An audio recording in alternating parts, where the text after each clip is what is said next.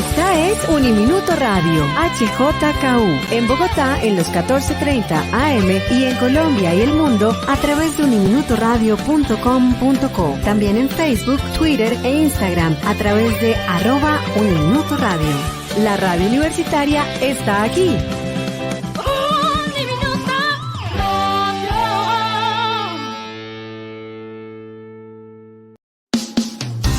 Uniminuto Radio presenta El Puente. Hola, ¿qué tal? Bienvenidos al Puente, un escenario donde se integran diversas voces. Un espacio de diálogo, creatividad y encuentro.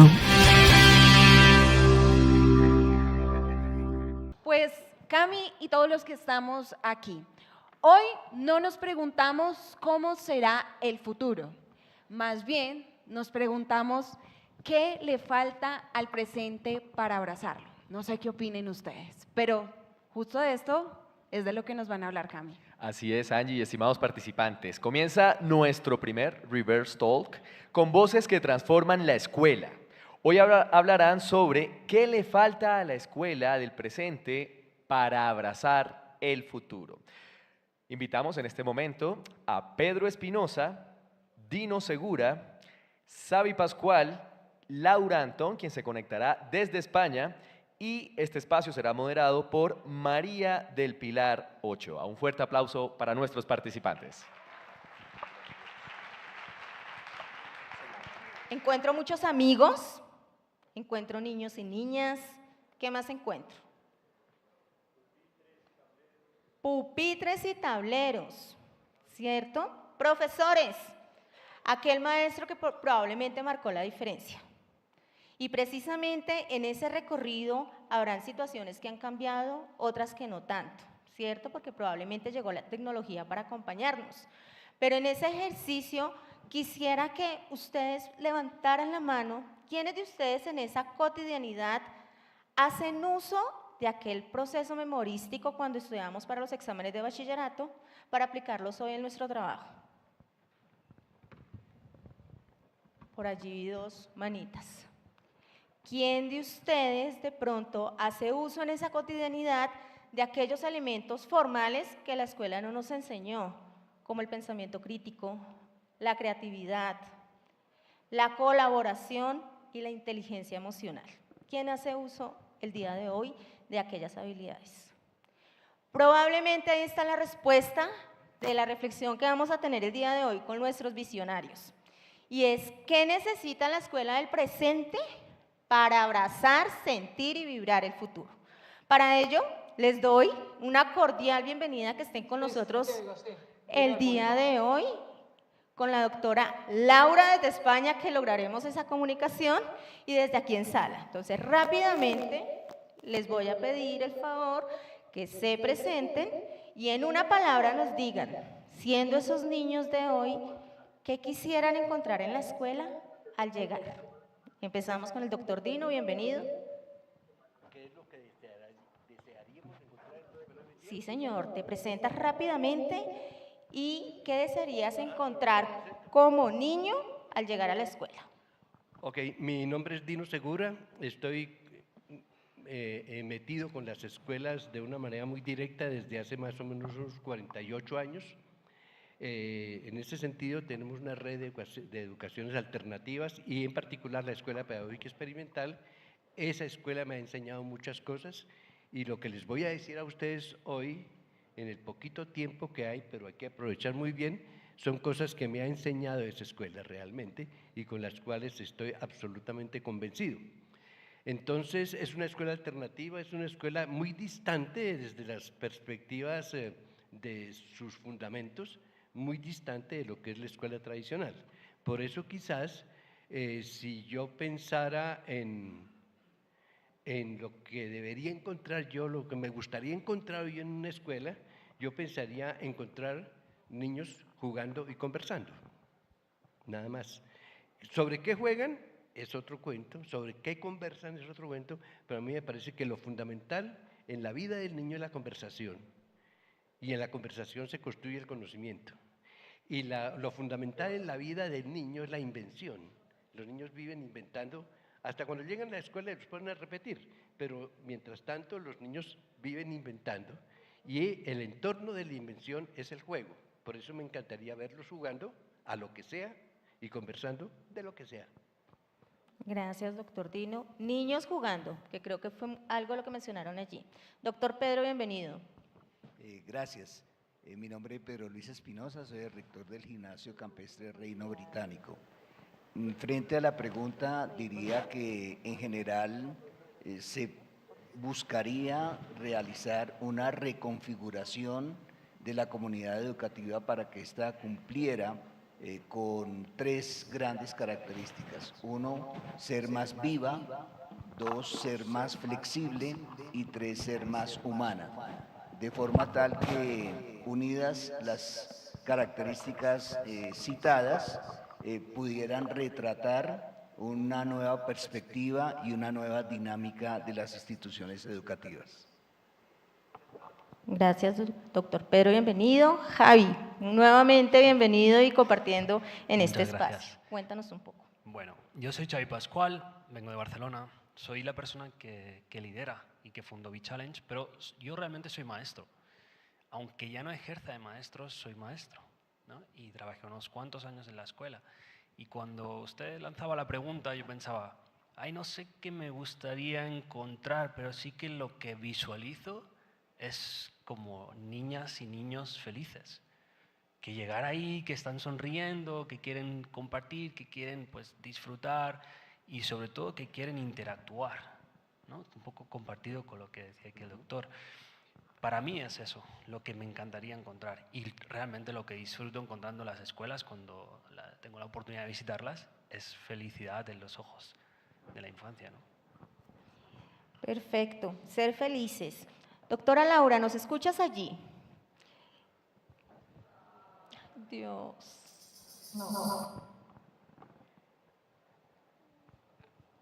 No tenemos retorno contigo.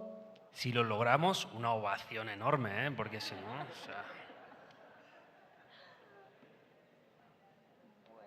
Mientras que vamos revisando allí, ya logramos tener conexión, vamos a retomar entonces este ejercicio. Y es precisamente allí donde nos vamos a posicionar. A veces en ese ejercicio transformador de la escuela lo hemos proyectado hacia el futuro y a veces decimos no tenemos, nos falta, pero realmente somos nosotros los docentes llamados a formar parte activa de este ejercicio transformador. Primero, porque fuimos formados en una época completamente diferente donde la necesidad de la escuela era otra, pero también porque estamos acompañando procesos formativos de un futuro incierto. Desde allí, quisiera preguntarle a cada uno de ustedes qué competencias consideran urgente los docentes debemos incorporar precisamente para responder a esas necesidades e intereses, tanto de nuestros estudiantes en el marco de la conexión, la comunicación y la felicidad, pero también esa demanda laboral, teniendo en cuenta todo lo que en este momento la sociedad nos está exigiendo. Entonces, si te parece, iniciamos por allí, doctor Pedro.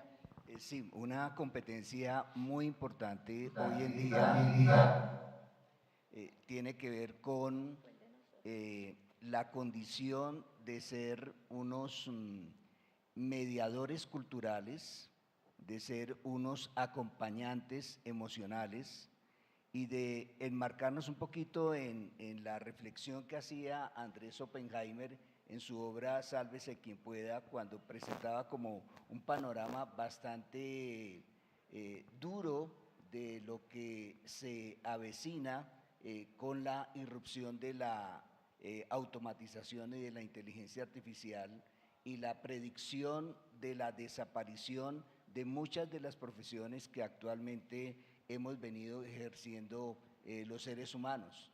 Y en el caso específico de la escuela como institución educativa, él planteaba en esa obra que no va a desaparecer, pero sí fundamentalmente se va a centrar en tres acciones distintas y novedosas en las cuales se remarcaría la vigencia de ella como institución. Una de ellas es poder descubrir los talentos de los estudiantes y poderlos potenciar de manera tal que muestren todo su lustre y toda su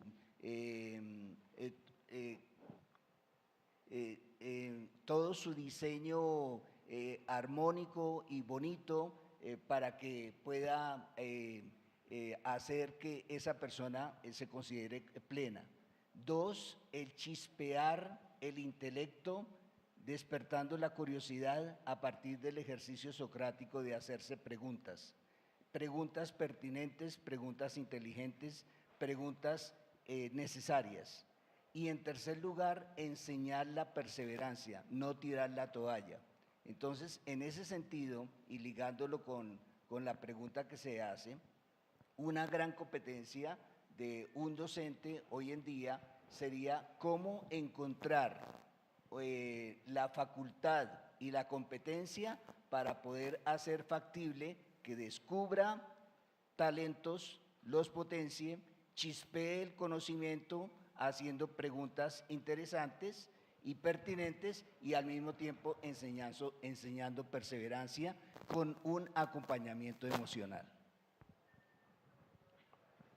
Interesante, doctor Pedro. Allí también desde esa experiencia actual, precisamente en las instituciones educativas que cada vez nos van a generar más desafíos. Javi. Sí, yo pensaba, así de salida, lo primero de todo, se hace complejo, ¿no? Porque pues no tenemos esa bola del futuro, pero sí que de alguna manera proyectar, ¿no?, en lo que consideramos que el profesorado pues probablemente necesite. Yo siento que una de las habilidades más necesarias hoy en día, no tan siquiera solo de maestros, maestras, es la resiliencia, ¿no? La parte de resiliencia, realmente nos encontramos en una vorágine de cambios revolucionarios, como comentábamos, y esa necesidad a veces que tenemos de tener el control sobre todo nos puede jugar una mala pasada, porque creo que esa percepción de querer tener el control sobre todo a la vez nos demuestra que no tenemos el control sobre nada, ¿no? Y no porque no tengamos esa adaptabilidad, ¿no? Viktor Frankl siempre decía que la adaptabilidad del ser humano es infinita, pero eso no quiere decir que la capacidad de la resiliencia te permita esa adaptabilidad de una mejor manera, ¿no? Por tanto, para mí, a mi sentir, la adaptabilidad y luego una cosa vital que es el diseño de experiencias de aprendizaje. Cómo diseñamos experiencias de aprendizaje transformadoras que permitan al alumnado pues realmente desarrollar lo que nos compartía el doctor, ¿no? Gracias, Xavi. Doctor Dino. Muchas gracias. A ver, es una pregunta que definitivamente es toda una teoría de la educación. Para hacerlo muy sintético, yo diría que yo haría todo lo posible porque los niños se distanciaran lo más posible de la inteligencia artificial. Me parece que la inteligencia artificial en este momento se constituye, dijéramos así, en un punto de llegada que se comenzó en la escuela, quizás en el siglo XVII con Galileo, en la concepción de ciencia y de ser humano, y que se ha proyectado hasta este momento, después de 300, 400 años, hasta el punto en que estamos a punto de desaparecer, precisamente siguiendo esas directrices que surgieron por allá en el siglo 1600 tanto con Galileo, por nombrar a Galileo simplemente porque es, digamos así, el primer gran ser de la ciencia moderna, ¿no? A ver, ¿qué es lo que pasa con la inteligencia artificial? ¿Qué es lo que pasa con la escuela? ¿Y por qué me parece que es supremamente peligroso lo que está sucediendo? El hombre en el siglo XVII estaba convencido que tenía la capacidad de lograrlo todo. Había una infinita confianza en la razón humana. Esto se ha ido desarrollando y ha surgido la ciencia de esa concepción, y hoy en día lo que hemos logrado con eso es una infinita capacidad de destrucción de la naturaleza, del planeta y de la misma especie humana. Y todo eso lo hemos logrado con las concepciones de la ciencia, con las acciones que desarrollamos en nombre de la ciencia y con las ideas que tenemos acerca de qué es lo que es el hombre y de lo que es la felicidad, y entre otras cosas uno podría decir el fin del hombre sobre la tierra. Entonces la ciencia en la escuela, por ejemplo, está mirando siempre hacia el pasado y se le olvida tanto el presente como el futuro. Siempre estamos repitiendo, memorizando, y están las estatuas de Newton y Einstein y Leibniz, bueno, están todas las cosas ahí como una especie de alegoría al pasado, pero sin ninguna perspectiva cierta para el futuro.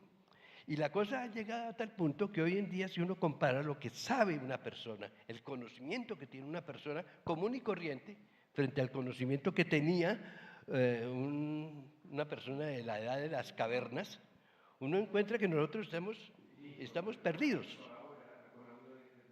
¿Qué pasó? ¿Qué? Es la inteligencia artificial. Uno encuentra que el señor pastor de hace 10.000 años estaba en capacidad de bastarse por sí mismo, sus vestidos, sus comidas, sus armas, su protección. ¿Ya? Nosotros en una situación similar estaríamos perdidos. Nosotros llegamos a la casa y lo que encontramos es una cantidad de algoritmos, o sea, procedimientos. El procedimiento para la cocina, el procedimiento para ver cosas, el procedimiento para comunicarse, procedimientos. Esos procedimientos ahora lo llaman algoritmos y esos procedimientos se enseñan también en la escuela. Entre otras cosas, en matemáticas los llaman por su nombre. Lo que se enseña en matemáticas son algoritmos y los algoritmos no son matemáticas, es la negación a la matemática, porque el algoritmo es un procedimiento para obtener un resultado, ¿ya? Pero un procedimiento ya hecho, estandarizado, definido, al cual el individuo que lo utiliza no le aporta absolutamente nada, simplemente utiliza el algoritmo. Y la sociedad es un algoritmo. Cuando la persona va a trabajar, hace lo que tiene que hacer y muchas veces no sabe ni para qué la hace. ¿Con qué sentido? ¿Para qué hago lo que estoy haciendo? No, simplemente es lo que tengo que hacer. Cada quien cumple con su tarea, que es parte de un algoritmo que se une con otros algoritmos y constituye esta sociedad que es absolutamente agresiva y violenta, casi en todos los términos, y en eso vivimos. Entonces yo creo que es legítimo pedir que no haya más procedimientos establecidos, estandarizados, o sea, que no vayamos hacia la inteligencia artificial. Y yo creo también que la inteligencia artificial se ha convertido en una especie de obstáculo para el conocimiento, porque como ya todo está resuelto y reducido a botones en unos casos, a procedimientos en otros casos, pues no hay necesidad más que aprender a manejar los botones y los procedimientos, y ahí vivimos nosotros felices, entrados de la pelota, manejando un carro que no sabemos cómo funciona. Y cada vez sabemos menos. Cocinando una cocina que cada vez es más sofisticada, frente a la cual cada vez somos más ignorantes. Y así estamos viviendo la sociedad. Y eso es lo que nos enseña la escuela. Cuando uno llega a la escuela, ¿qué es lo que encuentra? Uno encuentra los reglamentos, los controles, el currículum, el manual de convivencia, todas esas cosas que se ha inventado una parte de la humanidad para controlar el comportamiento humano, mantener a la gente dentro de ciertos parámetros deseables y no permitir que las cosas se nos salgan de las manos, porque vivimos en un mundo de la desconfianza. O sea, si nosotros lográramos una escuela con confianza, por ejemplo, en donde decimos cada quien invente las reglas que necesite para convivir, pero invéntenselas, no las copien, invéntenselas. ¿Cómo serían los niños de 4 años buscando sus normas? ¿Cómo serían los de 8 años, de 16 años?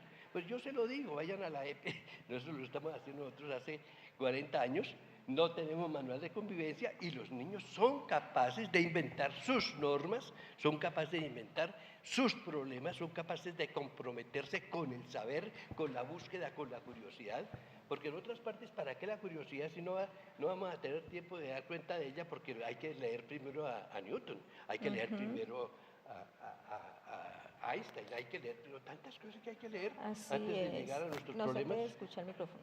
Así es, Doc. Entonces, lo que yo diría es que debemos hacer todo lo posible por recuperar la humanidad. Digamos, Bronowski escribió un libro muy bonito que se llama El sentido de lo humano. Sí, recuperar el sentido de lo humano. Es muy importante porque hoy en día hemos perdido el sentido de lo humano. El sentido de lo humano es la búsqueda, digamos, de la felicidad. El sentido de lo humano es la búsqueda de resolver los problemas que tenemos. La búsqueda de lo humano es inventar. La búsqueda de lo humano es reírse mientras trabajamos. La búsqueda de lo humano es conversar mientras trabajamos. Y eso se ha ido perdiendo. Y cada día somos menos inhumanos, más distantes de las posibilidades de nosotros en la perspectiva de la sociedad. Y ahí llego a lo que podría de pronto encapsular todo. La escuela que nosotros necesitamos es una escuela que transforme la cultura. Voy a usar una palabra que no es muy bonita, pero que me parece que es cierta, porque en nuestra sociedad hay que cambiarla porque nuestra sociedad es una porquería, una soberana porquería, ¿sí? Aquí es en el país donde más feminicidios hay, aquí es donde hay más actos de violencia intrafamiliar, aquí es donde tenemos una cantidad de elementos culturales que nos están matando y nos están haciendo infelices. Y en la escuela, ¿en qué clases se enseña cultura? ¿Y en la universidad en qué clases se enseña cultura? No, estamos en manos de la propaganda del comercio, la propaganda de las sociedades de consumo que nos lleva a fortalecer esa cultura de porquería que tenemos. Es una cultura machista, es una cultura patriarcal, para decirlo de otra manera, es una cultura en donde en el centro está el consumo y se han perdido cualquier ideal diría yo, de encantarse uno con un atardecer. No, la gente prefiere cualquier cosa en el computador o en la tableta y el atardecer pasa desapercibido cuando el atardecer lleva un significado enormemente grande.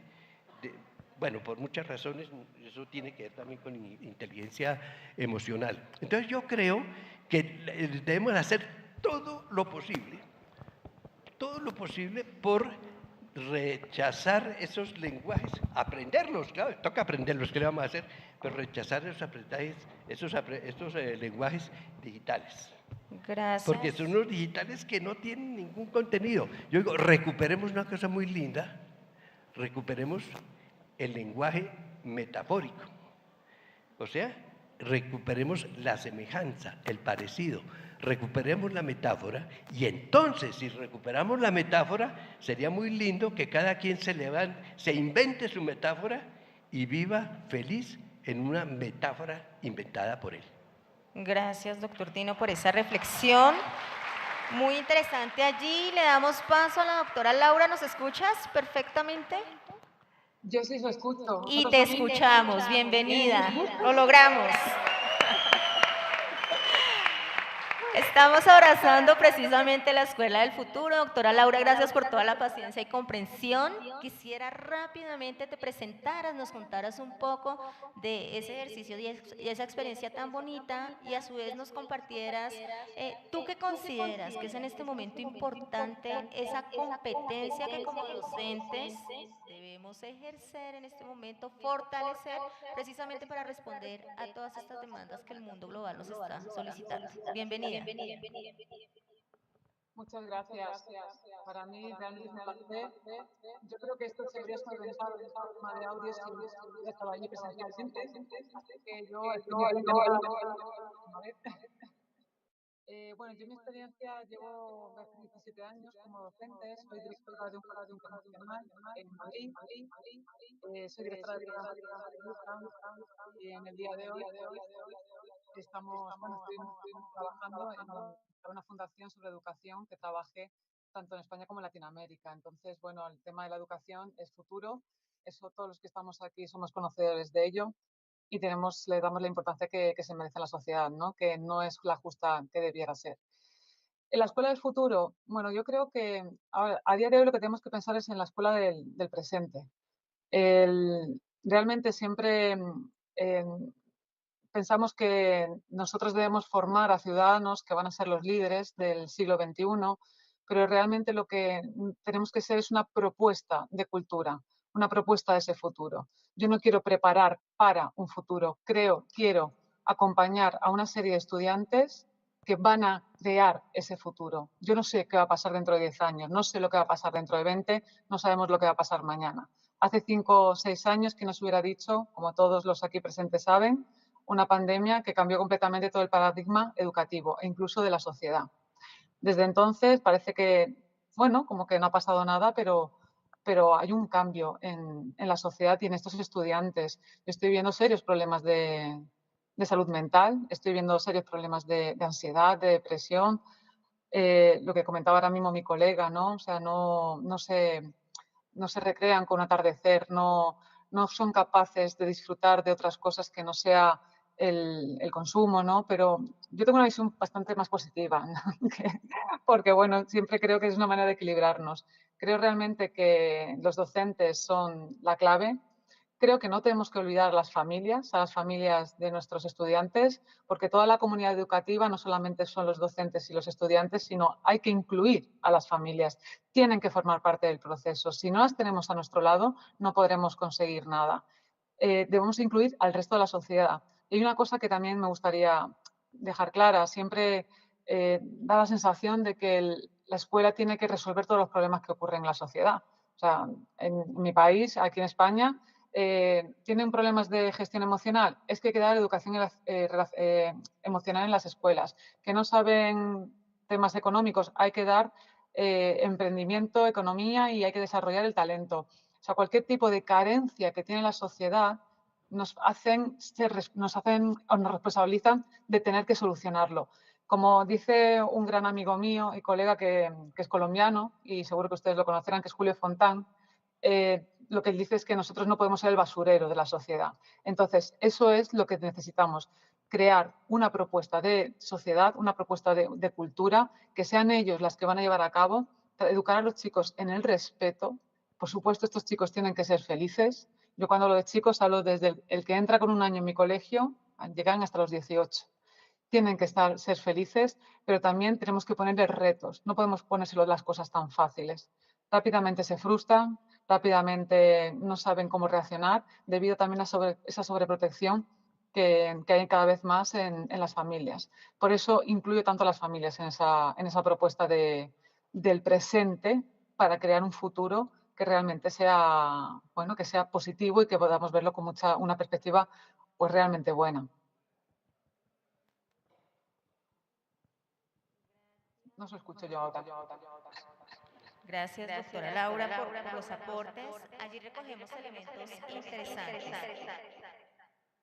Y es precisamente la escuela y la educación como ese pilar esperanzador de transformación social, ¿cierto? Y no lo podemos mirar solamente desde el otro y no solamente quedarnos allí en todo lo que se nos avecina, sino realmente ser corresponsables y responsables en ese ejercicio de transformación. La educación se convierte en ese camino y en ese puente y en ese andamiaje. Entonces vamos a ver ese camino en 10 años. Yo soy en este momento el que tengo ese desafío precisamente de generar estas apuestas que me han suscitado en este ejercicio, recogiendo elementos de conexión, de felicidad, de sentir, de no dejar en la IA lo que nos corresponde como seres humanos, como docentes acompañantes en un proceso que relaciona e involucra directamente seres humanos. La pregunta para ir cerrando un poco este ejercicio y de manera sucinta, para darle paso inicialmente a la doctora Laura, ya que la tenemos aquí conectadita, es, en tu escuela de 10 años, ¿qué consideras que los estudiantes tendrían diferente a otras instituciones educativas que seguirían operando desde esa mirada tradicional? Bueno, desde mi escuela, que es el Colegio Arcángel International, hay algo que a mí me gusta mucho, que se apuesta muchísimo por la formación docente. O sea, los docentes, y yo me considero docente porque sigo dando clases, soy licenciada en Ciencias Biológicas, los docentes tenemos que tener un perfil muy concreto. O sea, yo no dejo de ser docente cuando salgo de mi institución. Tenemos que ser personas que amemos la cultura. Tenemos que formarnos constantemente, tenemos que querer ir a museos, querer empaparnos de arte, de literatura, de poesía. La poesía tiene que volver a las escuelas. La poesía es un poder brutal. Los chicos hoy en día están perdiendo el lenguaje, vocabulario, y debemos formarles y ampliar ese vocabulario, porque lo que yo no conozco y el vocabulario que yo no conozco no existe en mi mente y por lo tanto no transformo mi comportamiento. Principalmente, y lo que yo veo con respecto a otras escuelas, es que se apuesta por una formación docente, que luego eso va a revertir en los estudiantes. Se apuesta por ir mirando al futuro, se apuesta por buscar y compartir con otras escuelas, viajar. Yo he viajado a varios países para conocer lo que hacen otros países, porque bueno, en España tenemos un problema, que pensamos que siempre lo de cualquier otro país es mejor que el nuestro. Esto es una cosa que llevamos arrastrando de hace siglos, ¿no? Este complejo español. pero realmente hacemos cosas buenas, no tenemos ninguna duda. Nosotros nos introdujimos en el bachillerato internacional, que bueno, que es una apuesta que te permite cambiar la mentalidad, sobre todo en términos de evaluación. Si quieres cambiar la forma de trabajar como docente, cambia la evaluación, te va a obligar. Y seguimos apostando por un tipo de educación que va más allá, que es la educación relacional. La educación relacional que está instaurada en colegios en Colombia y en otros países, ¿no? Que a través de Julio Fontán, estamos instaurándola como novedad durante este curso para ampliar el año que viene. Y eso requiere muchos retos porque es un cambio de mentalidad brutal, es trabajar en el pensamiento disruptivo de los docentes. Si ustedes han llevado a cabo alguna idea, algún plan estratégico en sus instituciones, algo que tenga que cambiar, sabrán lo difícil.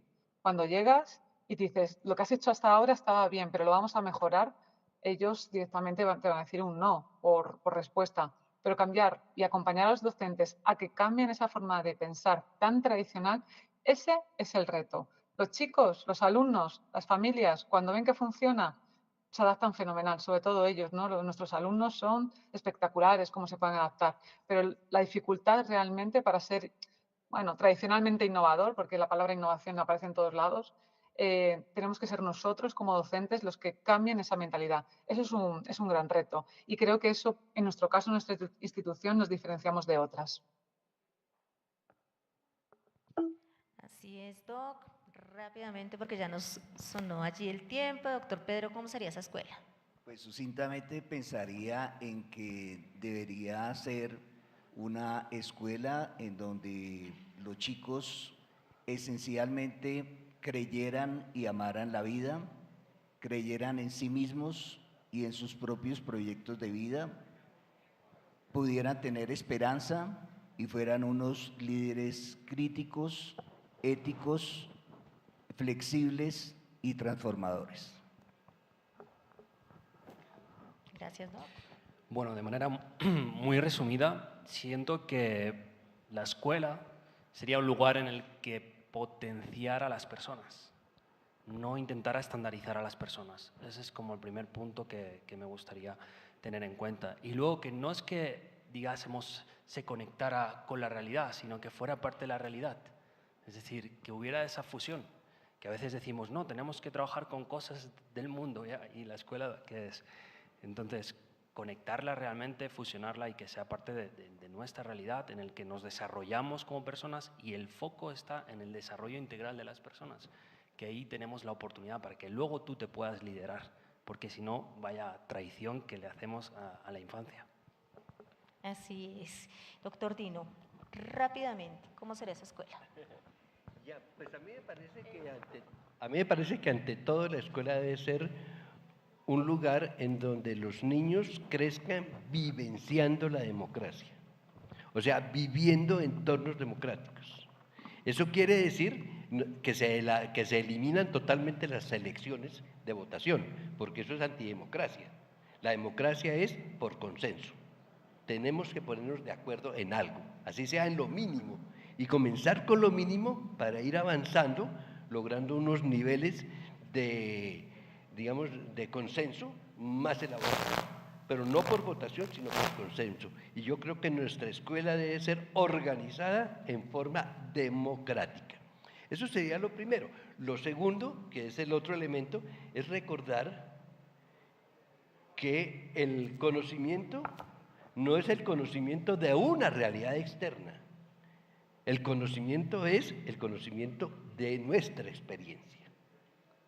Y si el conocimiento es el conocimiento de nuestra experiencia, lo que tenemos es que enriquecer la experiencia para que haya muchas interacciones, porque el aprendizaje surge como una emergencia en la interacción entre el organismo y el mundo que lo rodea.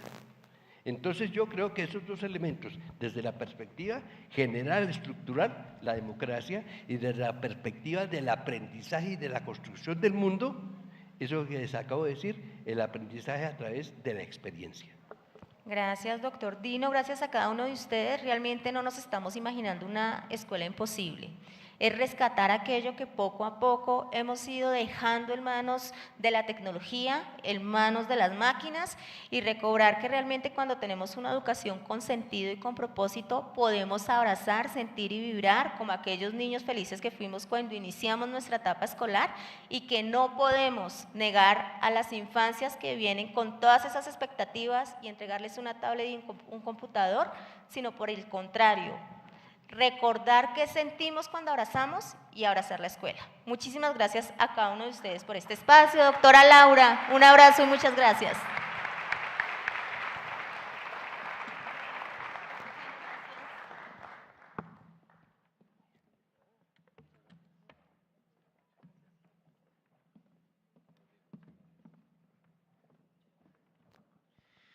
A Pedro, a Dino, a Xavi, a Laura y a María, muchísimas gracias por este espacio.